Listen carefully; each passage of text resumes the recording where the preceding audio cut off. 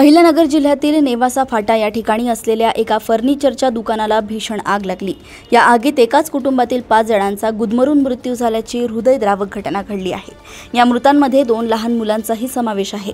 सध्या या घटनेने संपूर्ण परिसरात शोककळा पसरली आहे। रविवारी मध्यरात्रीच्या सुमारास घडलेल्या या दुर्घटनेमुळे संपूर्ण अहिल्यानगर हादरलंय। अहिल्यानगर परिसरातील नेवासा फाटा या ठिकाणी कालिका फर्निचर नावाचे फर्निचरचे दुकान आहे।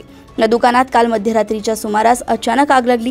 दुकानाच्या वरच्या मजल्यावर रासने कुटुंब वास्तव्यास होते।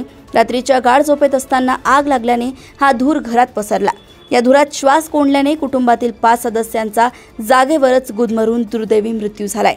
या हृदयद्रावक घटनेत मयूर अरुण रासने, त्यांची पत्नी पायल मयूर रासने, अंश मयूर रासने आणि चैतन्य मयूर रासने आणि एक वृद्ध महिला सिंधुबाई चंद्रकांत रासने यांचा करुण अंत झालाय।